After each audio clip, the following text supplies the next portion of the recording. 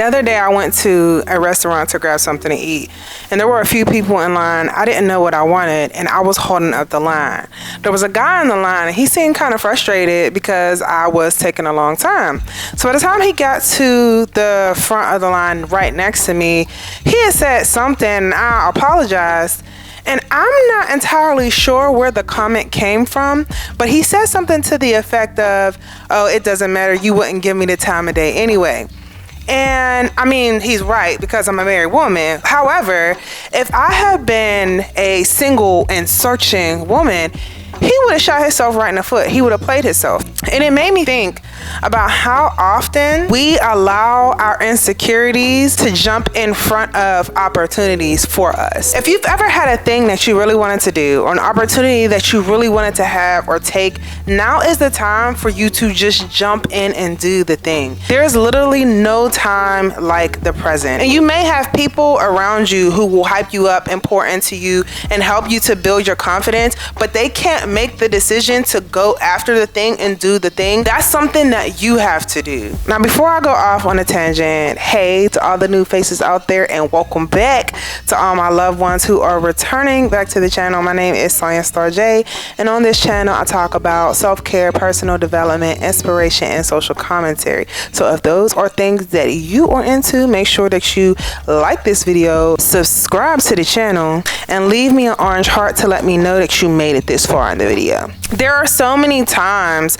when I'm talking to people about great ideas that they have, or just giving people great ideas, things that I know they would be great at, but if they're not ready for that opportunity, if they're not ready to take that leap, my words may just be planting a seed for that time until they're ready to water them and grow them and nurture them. But if they're a person, or if you're a person who feels imposter syndrome, who lets insecurity get in the way of you moving forward, then the only person blocking your blessings is you. There might be times where you want to do something, or you want to connect with a person, and you allow the negative thoughts or your negative experiences to speak for you, and you miss the opportunity completely.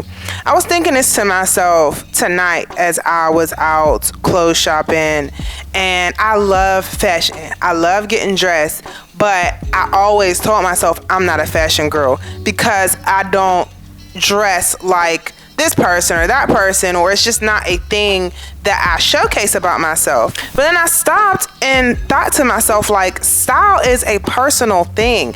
It doesn't matter if people don't like it, as long as you like it, as long as you're comfortable, and as long as you're having fun with the thing that you love. We talk a lot about creating our dream lives and living our dream lives, visualizing the lives that we really want to have and truly desire. But when the opportunity comes up for you to take the opportunity to step into the role to live your dream life, and you shy away, what message is that sending? You're telling your body, you're telling yourself that you're not ready for the life that you want. You have to take bold, confident, inspired action. Just do the thing. Like for me, with the fashion thing, I always say I'm not a fashion girl, and I'm always second guessing myself. And I went to the store today, and I'm like, oh, this is cute. I put the fit on, and I sent it to a couple of my friends. They're like, you ate, you left no crumbs, there's no notes. It's a matter of trusting yourself, trusting your abilities, trusting that you know what you know, you are who you are, and walking in that. A lot of times we can procrastinate because we're overthinking it, because we want things to be perfect, because we may fear people judging the things that we're doing. You gotta block out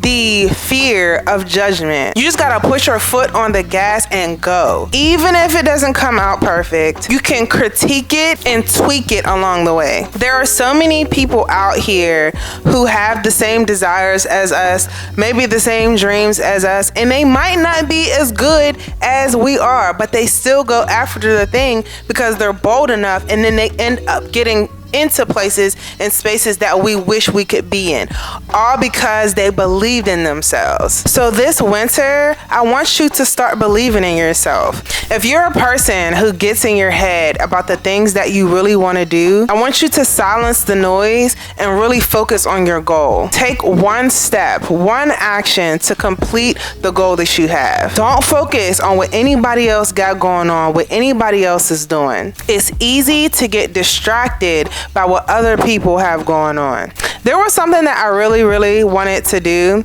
but I psyched myself out because I was like, oh, nobody's going to support, nobody's going to come, nobody's going to be there, yada, yada, yada.